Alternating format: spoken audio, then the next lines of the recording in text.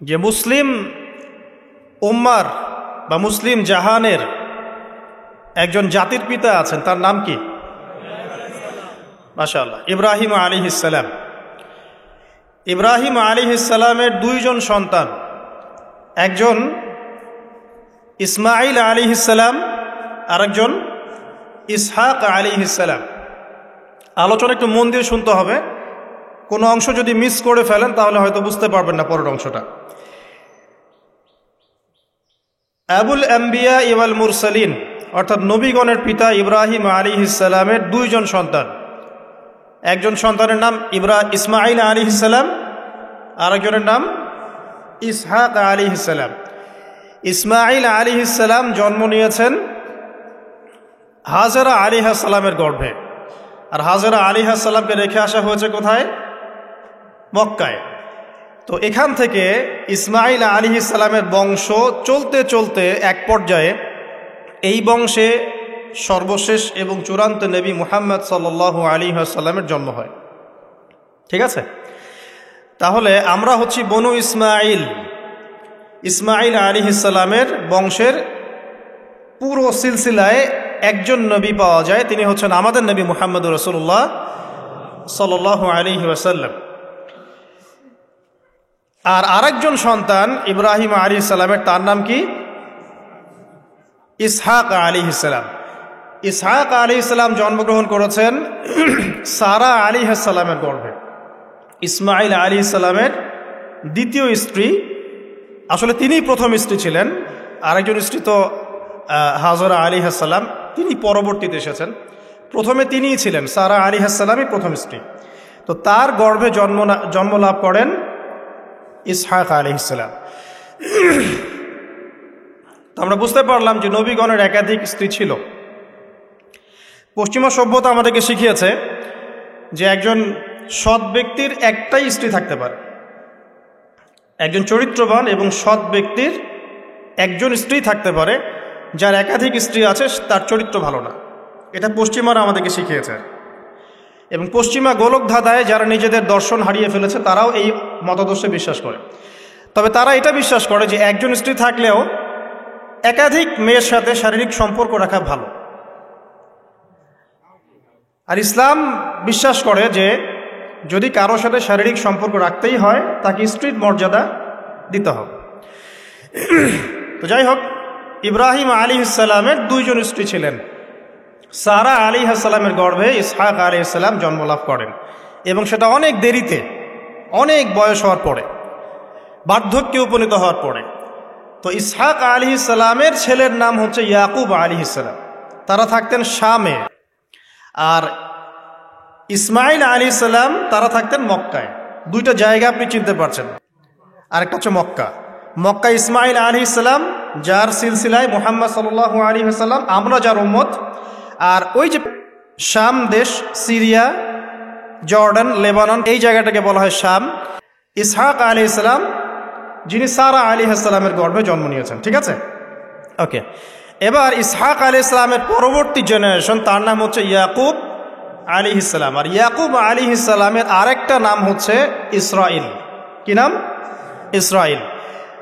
এই কারণে ইয়াকুব আলাইহিস সালামের বংশধরদেরকে বলা হয় বনু ইসরাইল। এবার বুঝতে পারছেন বনু ইসরাইল কাদেরকে বলা হয়?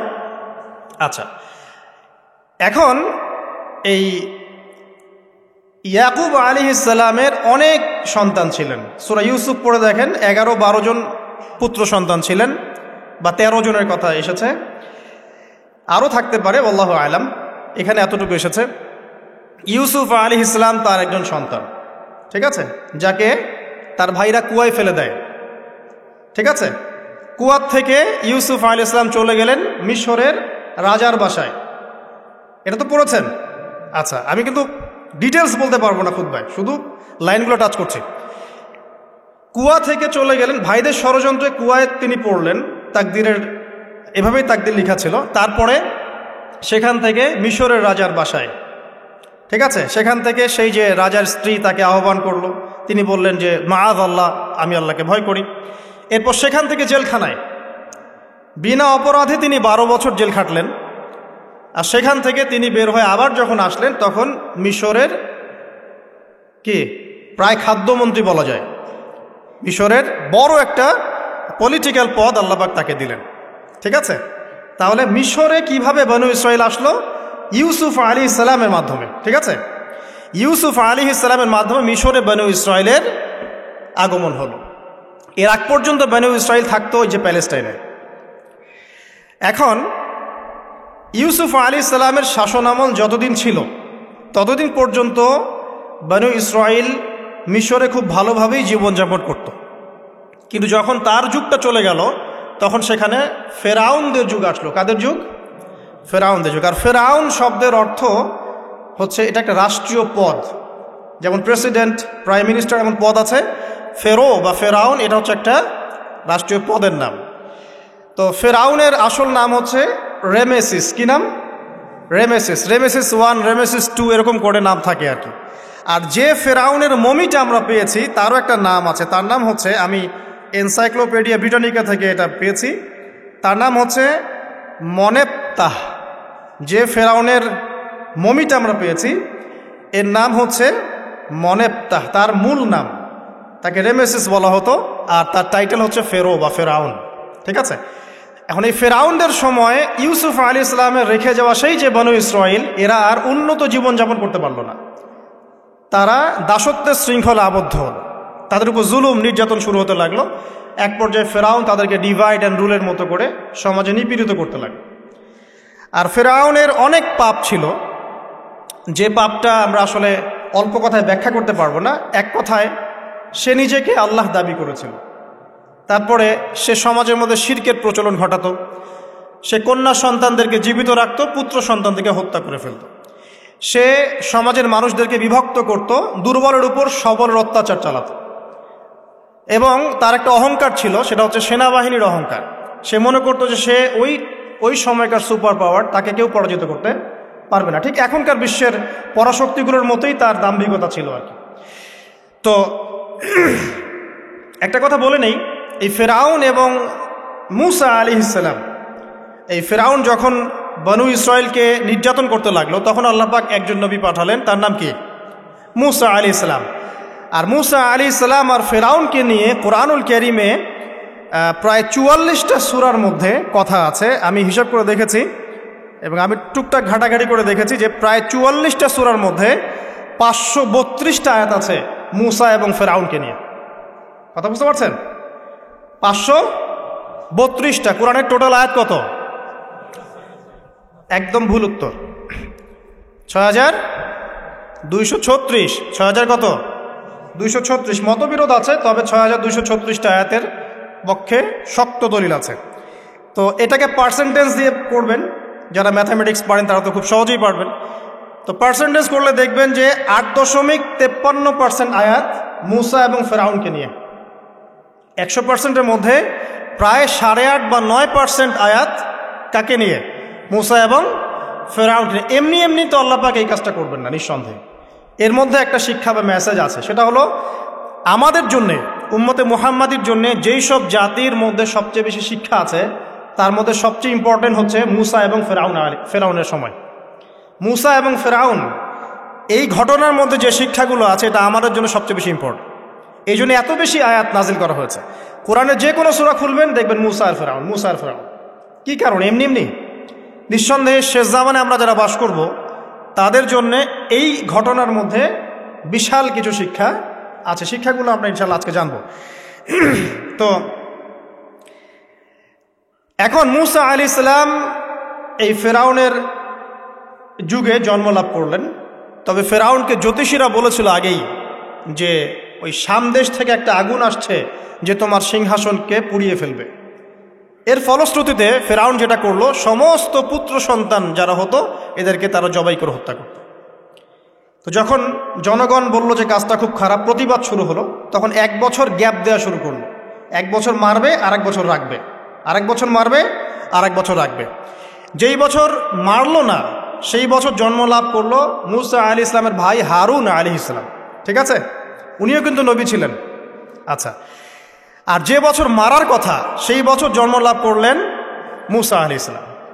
এখন আমি খুব শর্ট করে বলছি, অনেক ডিটেলস বলতে গেলে 3টা বেজে যাবে আজকে।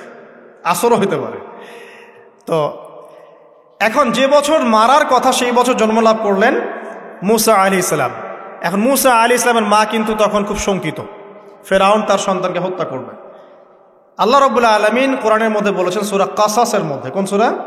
সূরা কাসাস। আমি দুইটা সূরার নাম বলছি, আজকে বাসায় গিয়ে পড়বেন। এই দুইটা সূরার মধ্যে সবচেয়ে বেশি হিস্ট্রি আছে মূসা এবং ফেরাউন এই বিষয়টার উপরে।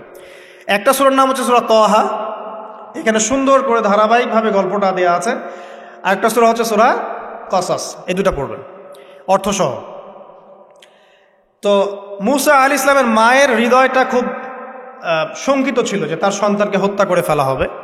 আল্লাহ রাব্বুল আলামিন বলছেন যে আমি তার কলবে ইলহাম করলাম। সুবহানাল্লাহ, আল্লাহ পাক তার মায়ের কলবের মধ্যে ইলহাম, মানে কি? ইলহাম হচ্ছে আল্লাহর পক্ষ থেকে প্রত্যাদেশ না, ওহী না, কিন্তু একটা বুঝ বা একটা নূর, একটা তাজাল্লি, একটা বাসিরা ঢেলে দেওয়া। এটা কিন্তু নবুয়ত না, একটা কাজের চেতনা বা দৃঢ়তা আল্লাহর পক্ষ থেকে ঢেলে দেয়া। ঠিক আছে? তো তার মায়ের কলবের মধ্যে আল্লাহ রাব্বুল আলামিন ইলহাম করলেন যে তুমি তোমার সন্তানটাকে সিন্দুকের মধ্যে ভরে ভাসিয়ে দাও নীল নদে। এখন তার মায়ের কলব, তার মায়ের হৃদয় ছটফট করতে লাগলো, কারণ কোনো মাই তো চাইবে না তার সন্তানকে এভাবে ভাসিয়ে দিতে। আল্লাহ পাক বলছেন যদি না আমি তার হৃদয়টাকে শক্ত করতাম তাহলে সে বিচলিত হয়ে পড়তো। আল্লাহ পাক তার হৃদয়টাকে শক্ত করলেন, সে বিচলিত হলো না, সন্তানকে ভাসিয়ে দিল। এবার সন্তান ভাসতে ভাসতে ভাসতে কোথায় যাচ্ছে? যেখানে ফেরাউনের স্ত্রী গোসল করছে। কথা কি বুঝতে পারছেন? খুব চমৎকার হিস্ট্রি কিন্তু গল্পটা। এবং গল্প মানে এখানে আসলে গাল গল্প না, এগুলো সত্য ঘটনা। এক একটা বর্ণ তেমন সত্য যেমন সূর্য পূর্ব দিক থেকে ওঠে এবং পশ্চিমে ডোবে, এটা যেমন সত্য, এর এক একটা বর্ণ সত্য, এগুলো কোনো গাল গল্প নয়। এবার ফেরাউনের স্ত্রী আসিয়া সে সিন্দুক পেয়েছে। মূসা আলাইহিস সালামকে আল্লাহ পাক বলছেন যে আমি মূসা আলাইহিস সালামের চেহারার মধ্যে মোহাব্বত বা ভালোবাসা ঢেলে দিয়েছিলাম। তার চেহারা যেই দেখতো তাকে ভালোবাসত, বুঝছেন? ভালোবাসা ঢেলে দিয়েছে। এবার ফেরাউনের স্ত্রী আসিয়া, এখানে আসিয়া নন, অন্য একজন স্ত্রী হয়তো, তিনি বলছেন যে ফেরাউনকে বলছে যে একে আমরা আমাদের কাছে রেখে দিই, হয়তোবা সে আমাদের উপকারে আসবে, অথবা তাকে আমরা সন্তান হিসেবে গ্রহণ করতে পারি। লা তাকতুলুহ, তাকে হত্যা করো না। আসা আন ইয়ানফা'না আও নাত্তাখিযাহু ওয়ালাদা, এরকম করে আল্লাহ পাক বলেছেন কোরআনে। তো ফেরাউন তার স্ত্রীর কথা শুনল এবং তাকে না হত্যা করে রেখে দিল।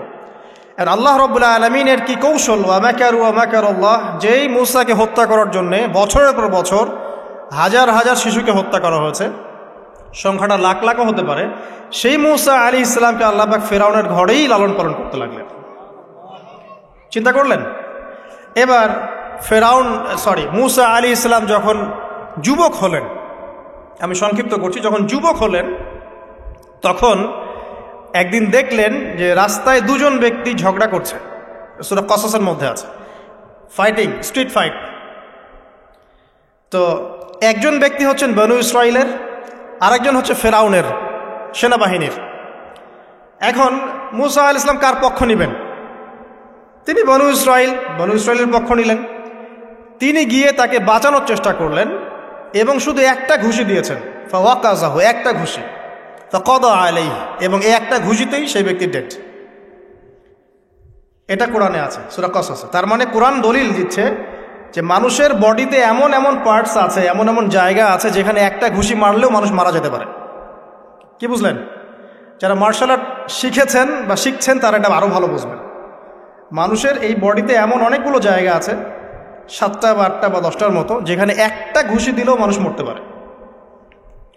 সো ভালো কিছু শিখেন, শিখলে ঠিক আছে। টিকটক প্রজন্ম না হয়ে আর এই মোবাইলে লুডু না খেলে ভালো কিছু শেখেন, ইনশাআল্লাহ কাজে দিবে। আত্মরক্ষা শেখা খারাপ?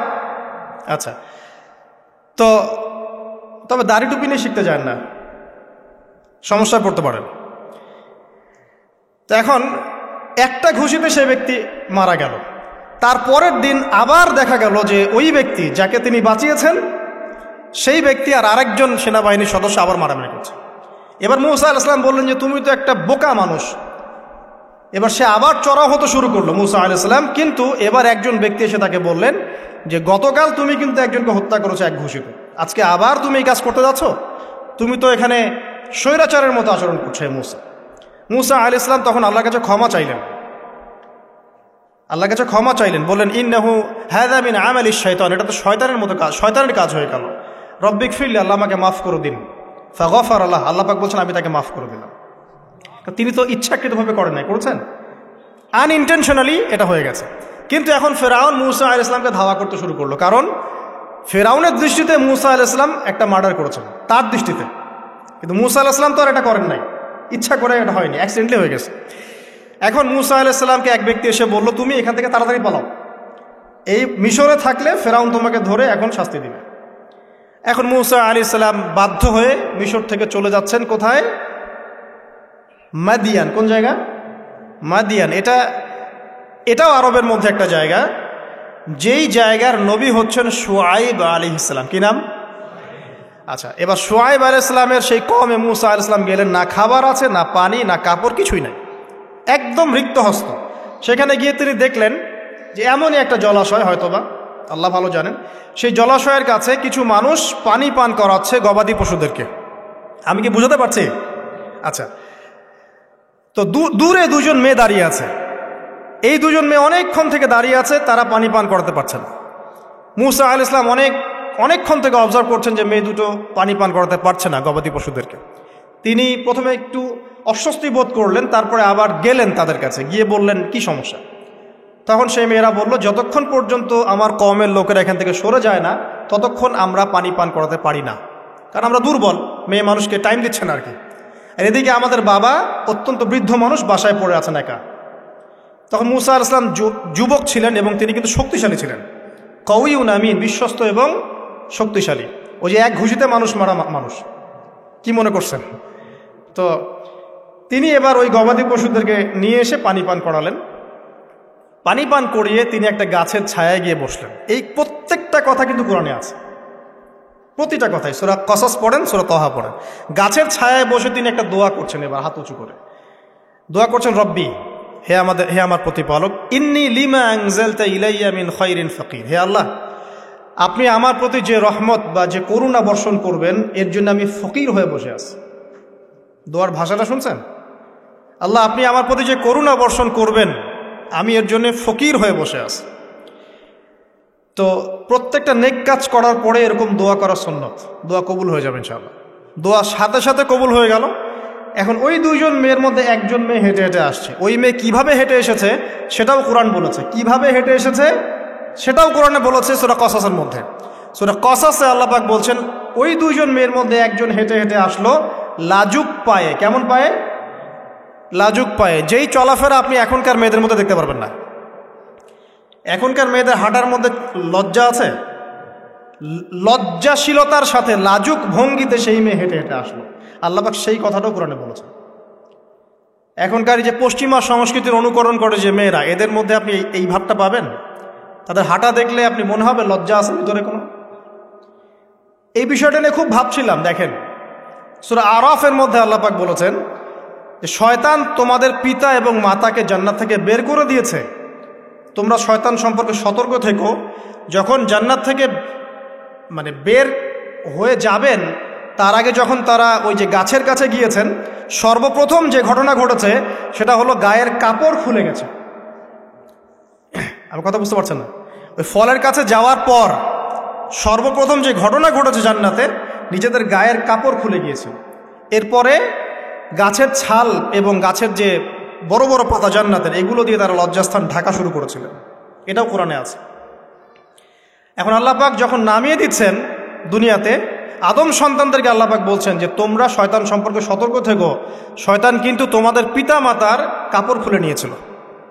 কথা বুঝতে পারছেন?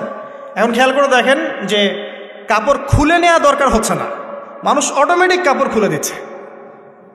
কথা কি বুঝতে পারছেন? মনে করে একটা এক্সাম্পল দিই, আল্লাহ না করুক, ধরে এই মাঠের মধ্যে 1 লক্ষ মানুষকে জড়ো করে এই মাঝখানে শহীদ মিনারের কাছে যদি আপনাকে কেউ জোর করে 10 জন মানুষ ধরে কাপড় খুলতে চায়, আপনার কেমন লাগবে? চিন্তা করেন, পুরুষ হিসেবে চিন্তা করেন, মহিলা কথা বাদ দেন। আপনি তো পুরুষ, আমাদের কি ভালো লাগবে? আমাদেরকে যদি বলে যে মেরে ফেলবো অথবা কাপড় খুলতে হবে, কোনটা নিবা? আপনি বলবেন হয়তো মারে ফেল, তাও ভালো, তাই না? তাহলে ওই মানুষদের কথা চিন্তা করেন যারা ইচ্ছায় স্বেচ্ছায় লক্ষ লক্ষ মানুষের সামনে কাপড় খুলে ফেলছে। কেউ বাধ্য করছে না, কোনোভাবেই কেউ বাধ্য করছে না, নিজের ইচ্ছায় পুরুষ না নারী কাপড় খুলে ফেলছে। মিউজিক ইন্ডাস্ট্রি বলেন, ফিল্ম ইন্ডাস্ট্রি বলেন, এই যে এখনকার যে শোজগুলো বলেন, হাওয়ায় তো মারতেছে দেশ এখন, তাই না? তো এই যে বিষয়গুলো দেখছেন, গেট আপ, ড্রেস কোড, মানুষ কি এটাকে জোর করে খুলে নিয়েছে গা থেকে? ইচ্ছা করে খুলে দিয়েছে। তাহলে এদের অবস্থান চিন্তা করেন যে এদেরকে কার সাথে তুলনা করবেন আপনি এখন? যদি বলেন পশুর সাথে, আমি বলবো তুলনা ঠিক হয়নি, কারণ কোনো পশু নগ্ন চলে না। চলে? কোনো পশু নগ্ন চলে না। তুলনা একটা জাতির সাথে করতে পারেন। ওই যে ব্রাজিলের আমাজন জঙ্গল আছে, ওখানে দেখবেন যারা সমাজ থেকে টোটালি ডিটাচড, জানে না কাপড় কেমন করে পরতে হয়, সভ্যতা কি, সংস্কৃতি কি, ন্যায় কোনটা অন্যায় কোনটা, ওদের গেট আপগুলো দেখবেন, এদের গেট আপগুলো দেখবেন সেম। তাহলে এদের আদর্শ কোথায়? আল্লাহ পাক সূরা আরাফে বলছেন, শয়তান থেকে সতর্ক থেকো, তোমাদের পিতা মাতার কিন্তু তারা কাপড় খুলে ফেলেছিল শয়তান, তোমাদের কাপড় যেন শয়তান খুলতে না পারে, আল্লাহ পাক সতর্ক করেছেন। আর এখন আপনি খেয়াল করে দেখবেন, জোর করে না, স্বেচ্ছায় মানুষ কাপড় খুলে ফেলছে, এবং তারা পুরুষ না নারী। তো যে জায়গায় আসছিলাম, ওই মেয়ের হেঁটে আসাটা আল্লাহ রাব্বুল আলামিন ব্যাখ্যা করেছেন। সেই মেয়ে, দুইজন মেয়ের একজন মেয়ে হেঁটে হেঁটে আসছে মূসা আলাইহিস সালামের কাছে লাজুক ভঙ্গিতে, লজ্জায় মুখ নত করে, লজ্জাশীলতার সাথে এসে বলছেন যে আমার বাবা আপনাকে ডাকছে। তার বাবাকে শুআয়ব আলাইহিস সালাম, আমার বাবা আপনাকে ডাকছে। এবার তিনি গেলেন শুআয়ব আলাইহিস সালামের কাছে, গিয়ে তার কিসসা বা কাহিনীটা বললেন। শুআয়ব আলাইহিস সালামও কিন্তু একজন নবী এবং জবরদস্ত নবী। বলে রাখি, শুআয়ব আলাইহিস সালামের কওম সর্বপ্রথম সেই কওম যাকে ভূমিকম্প দিয়ে ধ্বংস করা হয়েছিল। সর্বপ্রথম পৃথিবীতে ভূমিকম্প দিয়ে যে কওমকে ধ্বংস করে দেওয়া হয়েছে সেটা হচ্ছে শুআয়ব আলাইহিস সালামের কওম। আর তিনটা বড় বড় ভূমিকম্প আমাদের সামনে অপেক্ষাও করছে শেষ জামানায়। তিনটা হবেই, একটা পৃথিবীর পশ্চিম দিকে, একটা পৃথিবীর পূর্ব দিকে। আর পূর্ব দিক বলতে কিন্তু আমাদের দিক, Indonesia, Malaysia, Bangladesh, Pakistan, Sri Lanka, India, এই পুরো জায়গা হচ্ছে পূর্ব দিক। আর পশ্চিমা সভ্যতা তো বোঝেন পশ্চিম কোন দিকে। আর একটা হবে পৃথিবীর মাঝখানে। মাঝখান কোনটা? এই যে জাজিরাতুল আরব, এখানে একটা হবে। এটা হবেই, কোনো বিজ্ঞানী ঠেকাতে পারবে না। তো শুআয়ব আলাইহিস সালামের কওম সেই কওম যাকে ভূমিকম্প দিয়ে ধ্বংস করা হয়েছিল। তো এখন মূসা আলাইহিস সালাম তার কাছে গিয়ে তার ঘটনাগুলো বললেন। শুআয়ব আলাইহিস সালাম তাকে বললেন, ঠিক আছে, আমার মেয়ের একটা দাবি। আমার মেয়ে বলেছে যে তুমি হচ্ছ বিশ্বস্ত এবং শক্তিশালী, তোমাকে যেন আমি আমার কাজে নিয়োগ করি। আসলে মেয়ে বাবাকে ইঙ্গিত একটা মানে মনের ভাব ব্যক্ত করেছে আর কি। তখন তার বাবা সেই ভাবটা বুঝতে পেরেছেন। তিনি বলেছেন, ঠিক আছে, আমি আমার এই মেয়ের সাথে তোমাকে বিয়ে দিব। শর্ত কি? শর্ত হচ্ছে তোমাকে 8 বছর আমার এখানে কাজ করতে হবে। 8 বছর, কত বছর? 8 বছর কাজ করার বিনিময়ে আমি তোমাকে আমার মেয়ের সাথে বিয়ে দিচ্ছি। আর যদি তুমি চাও তাহলে 10 বছর পূর্ণ করতে পারো। ঠিক আছে? তো মূসা আলাইহিস সালাম বলেন, ঠিক আছে, আমাদের মাঝে আল্লাহ পাক সাক্ষী হিসেবে যথেষ্ট। এবার সেখানে মূসা আলাইহিস সালাম তার সংসার শুরু করলেন। 10 বছর অতিবাহিত হলো। তারপরে এখন মিশরে ফিরে যাওয়ার পালা। মূসা আলাইহিস সালাম তার স্ত্রীকে নিয়ে কোথায় যাচ্ছেন এখন? মিশর, তার হোম টাউন। ঠিক আছে, মাদারল্যান্ড। কিন্তু যাত্রা পথে তুয়া উপত্যকায় বিভিন্ন কিতাবে এসেছে তার স্ত্রীর প্রসব বেদনা শুরু হয়। তখন তিনি আগুন তালাশ করতে থাকেন। আগুন তালাশ করতে করতে আস্তে আস্তে তিনি এমন একটা জায়গার দিকে চলে যান, তুয়া উপত্যকায়, যেখানে দেখেন যে গাছের উপর আগুন জ্বলছে। এবং তখন আগুনকে ফলো করতে করতে হঠাৎ তিনি এক গায়েবী আওয়াজ শুনতে পান। আওয়াজটা হচ্ছে এমন, আমি একটু পড়ে শোনাই। আওয়াজটা হচ্ছে এমন যে, ইন্নী আনা রব্বুক ফাখলা'না আলাইক ইন্নাকা বিল ওয়াদিল মুকদ্দাস তুয়া। এই আওয়াজটা আল্লাহ পাকের। কার আওয়াজ? সুবহানাল্লাহ। আল্লাহ পাক মূসা আলাইহিস সালামের সাথে কথা বলছেন এই জায়গায়। আল্লাহ পাক বলছেন, নিশ্চয়ই আমি তোমার রব, তোমার জুতা খুলে ফেলো, কারণ তুমি একটা পবিত্র উপত্যকায় আছো। চিন্তা করতে পারেন? ওয়া আনা ইখতারতুকা, এবং আমি তোমাকে বাছাই করেছি হে মূসা, ফাসতামি লিমা ইউহা, তুমি খুব মনোযোগ দিয়ে শোনো আমি তোমার কাছে যা ওহী করছি এটা মনোযোগ দিয়ে শোনো। ইন্নানি আনা আল্লাহ, নিশ্চয়ই আমি আল্লাহ। আল্লাহ বলছেন ইন্নানি আনা আল্লাহ, নিশ্চয়ই আমি আল্লাহ। লা ইলাহা ইল্লা আনা, আল্লাহ বলছেন আমি ছাড়া কোনো ইলাহ নেই। ফা'বুদনি, আমার ইবাদত করো। ওয়া আকিমিস সালাতা লিযিকরি, আমার স্মরণের জন্য সালাত কায়েম করো। ইন্নাস সাআতা লাআতিয়াতুন, নিশ্চয়ই কিয়ামত অবশ্যই আসবে। আকাদু উখফিহা, আমি এটাকে গোপন রেখেছি। লিতুজজা কুল্লু নাফসিন বিমা তাসআ, যাতে করে প্রত্যেক নফসকে তার প্রতিদান দেয়া যায়। ফালা ইয়াসুদ্দান্নাকা আনহা মান লা ইউমিনু বিহা ওয়াত্তাবা হাওয়াহু ফাতারদা, যারা প্রবৃত্তির অনুসরণ করে তারা যেন তোমাকে এই বিষয়টার প্রতি ঈমান আনা থেকে দূরে রাখতে না পারে। আল্লাহ পাক এই পর্যন্ত বললেন।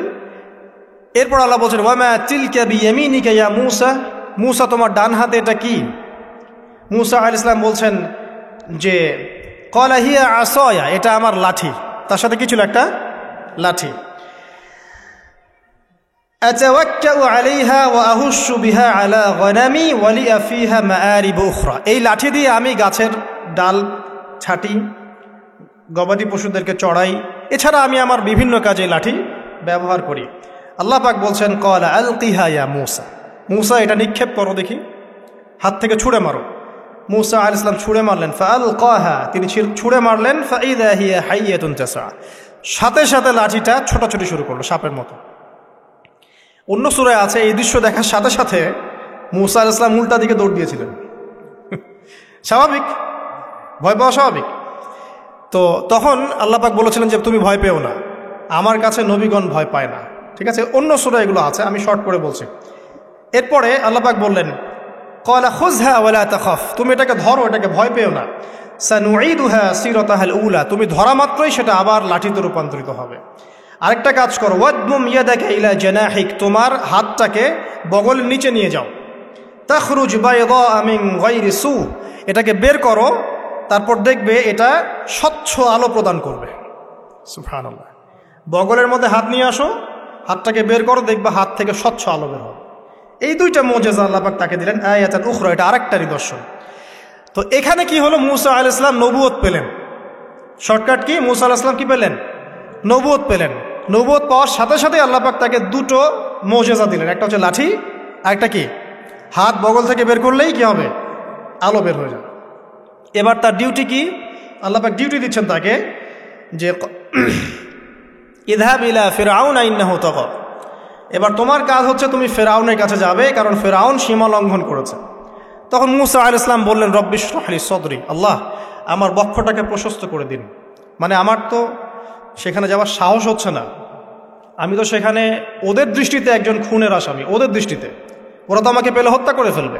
আল্লাহ পাক বলছেন কেল্লা, কখনো না, তারা তোমাকে হত্যা করতে পারবে না। তখন তিনি দোয়া করছেন আল্লাহ আমার হৃদয়টাকে প্রশস্ত করে দিন, ওয়াইয়াসসির লি আমরি, আমার কাজকে সহজ করে দিন।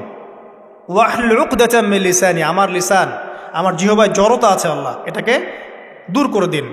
ইয়াফকাহু কওলি, যাতে মানুষ আমার কথা বুঝতে পারে।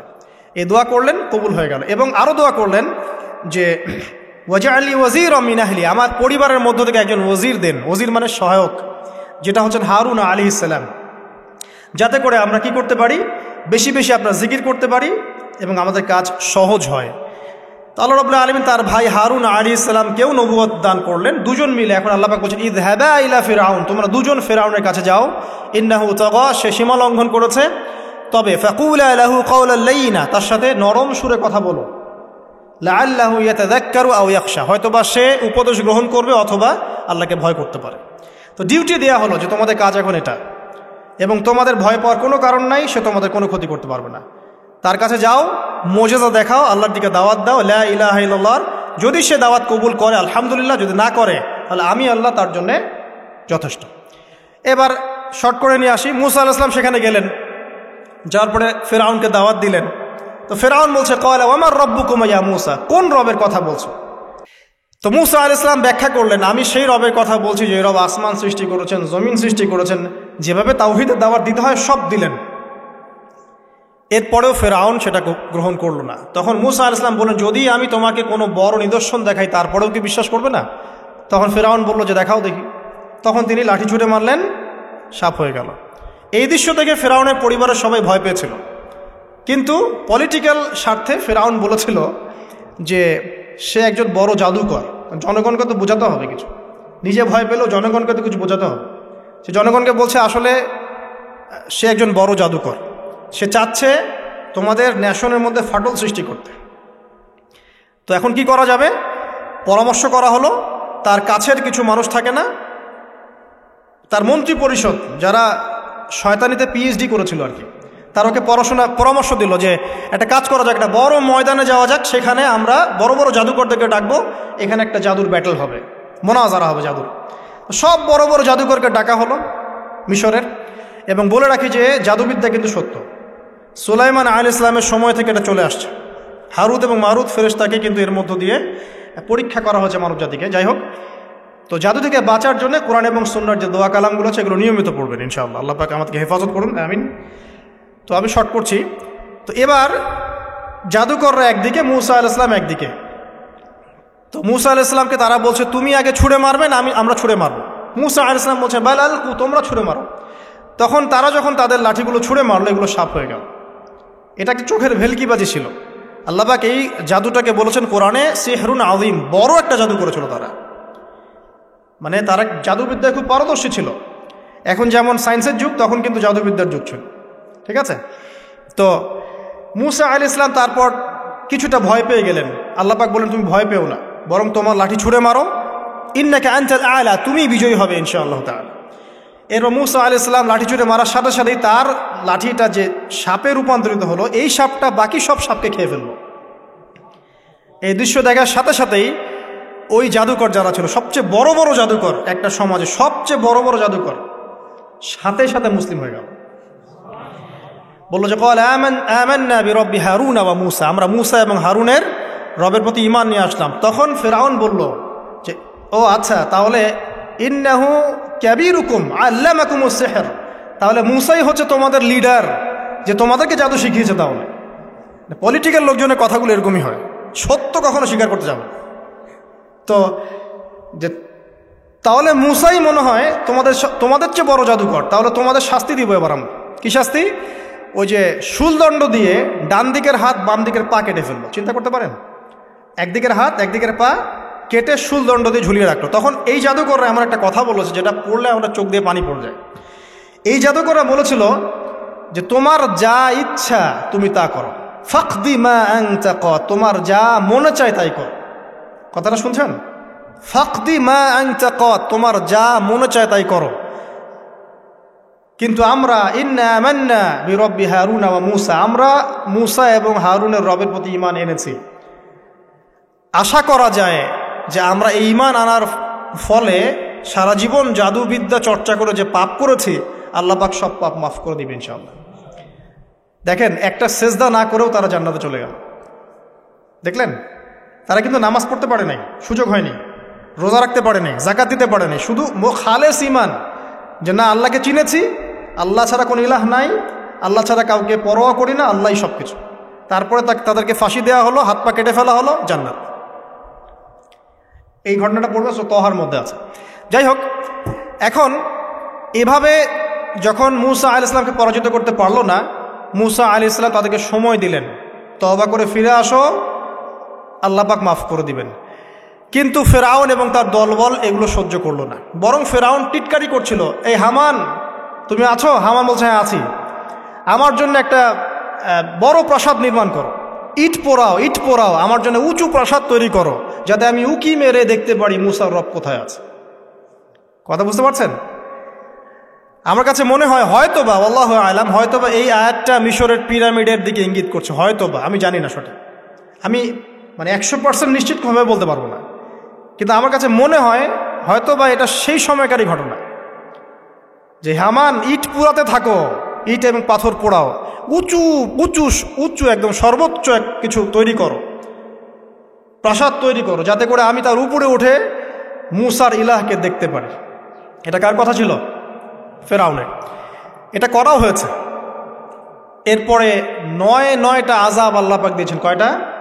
9টা। একবার সতর্ক করা হয়, যদি না শোনে আল্লাহ পাক আযাব দিলেন রক্তের, সমস্ত পানি রক্ত হয়ে গেল। এবার ফেরাউন এবং তার লোকজন এসে বলে আমরা তওবা করব, মূসা তুমি দোয়া করো আল্লাহর কাছে, আল্লাহ যেন সরিয়ে দেয়। মুসা আলাইহিস সালাম দোয়া করেন, আযাব সরে যায়, তারা আবার নাফরমানি শুরু করে। কথা বুঝতে পারছেন? তারপরে আযাব আসলো ব্যাঙের, সবখানে ব্যাঙ দিয়ে ভর্তি। তারপরে আবার তওবা করার প্রত্যয় ব্যক্ত করলো, তওবা করলো না, আবার আযাব। এরপরে আযাব উকুনের, কিসের? উকুন। এভাবে একটা একটা করে আসতে থাকলো। এবার প্লেগ, তারপর ফড়িং। প্লেগ এমনভাবে এসেছিল যে একদিনেই 70,000 মানুষ মারা গেছে। এভাবে 9টা আযাব আল্লাহ পাক দিলেন, কিন্তু ফেরাউন কিছুতেই ঈমান আনলো না। এবার সবশেষ পালা। সর্বশেষে মুসা আলাইহিস সালাম বললেন যে বনু ইসরাইলকে আমার সাথে যেতে দিবা কিনা সেটা বল। তো এখন যেহেতু অনেক মানুষ মারা যাচ্ছে প্লেগে, সবশেষে গিয়ে মুসা আলাইহিস সালামের কাছে ফেরাউন এবং তার এই যে হামান, কারুন, যারা যারা ছিল, এরা নমনীয় হলো এবং বলল, ঠিক আছে, তোমরা বনু ইসরাইলকে নিয়ে এখান থেকে বের হয়ে যাও, মিশরে আমরা আর কোনো আপদ চাই না, তোমরা চলে যাও এখান থেকে। এবার যখন মুসা আলাইহিস সালাম এবং বনু ইসরাইল এখান থেকে বের হয়ে যাচ্ছেন, বলা হচ্ছে তাদের সংখ্যা ছিল প্রায় 30 লক্ষ, কেউ বলেছেন 40 লক্ষ। সংখ্যাটা ফ্যাক্ট না। বনু ইসরাইলের একটা বড় কম ছিল, 10 থেকে 20% মানুষ মিশরের বনু ইসরাইল ছিল। তারা এখন বের হয়ে যাচ্ছেন রাতের অন্ধকার শেষ হয়ে ফজরের সময়। ফেরাউনের মাথায় আবার শয়তানি চাপলো। সে বলল, না, এদেরকে যেতে দেওয়া যাবে না, যদি চলে যায় ওখানে গিয়ে যদি বিদ্রোহ করে আমাদের উপর হামলা করে, কি করণীয়? ফুল ফোর্স নিয়ে, তার যত সেনাবাহিনী ছিল সমস্ত সেনাবাহিনী নিয়ে ফেরাউন মুসা আলাইহিস সালাম এবং তার কওমকে ধাওয়া করা শুরু করলো পিছন থেকে। এবার মুসা আলাইহিস সালাম যাচ্ছেন, তার কওমকে সাথে নিয়ে, সামনে পড়ে গেল লোহিত সাগর। কোন সাগর? লোহিত সাগর। আর পিছনে ফেরাউনের বাহিনী। এরকম একটা অবস্থায় মুসা আলাইহিস সালামের কওমের কিছু মানুষ বলেছিল, ইন্না লামুদরাকুন, হে মুসা, আমরা তো ধরা পড়ে গেলাম, আমরা তখন যেতে পারবো না, সামনে সাগর, পিছনে ফেরাউন।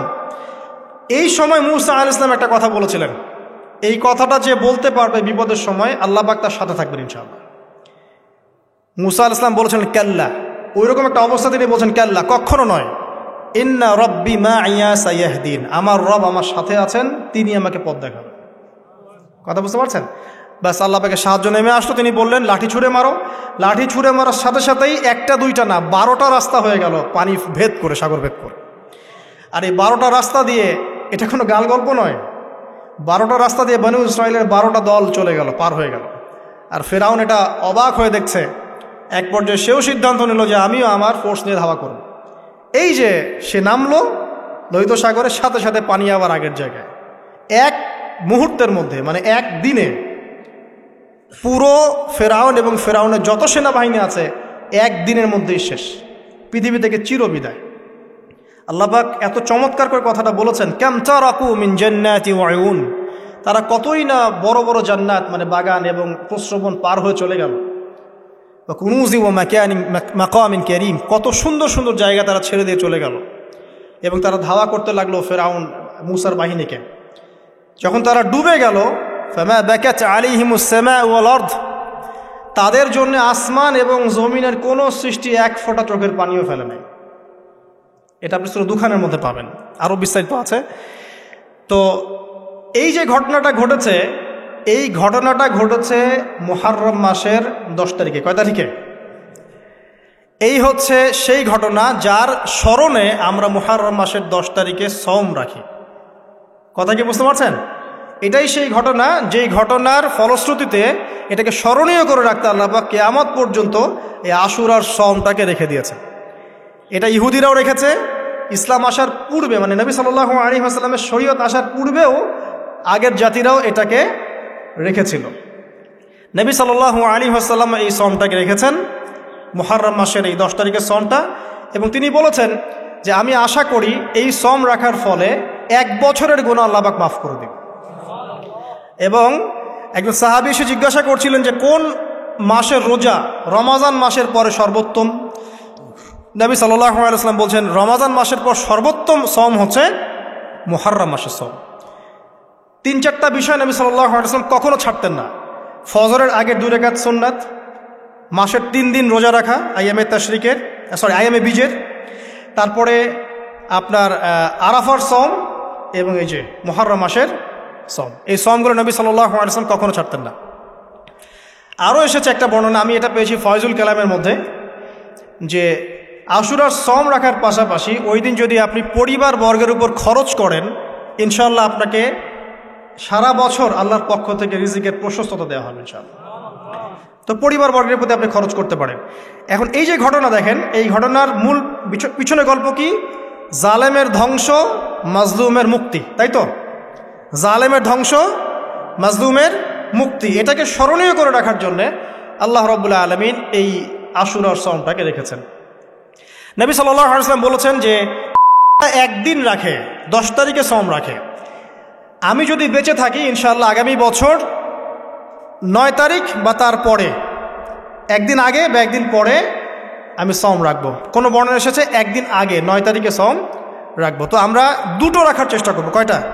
দুটো, হয় 9-10 অথবা 10-11 ইনশাআল্লাহ। আশা করো যে 1 বছরের গোনা আল্লাহ পাক মাফ করে দেবেন ইনশাআল্লাহু তাআলা।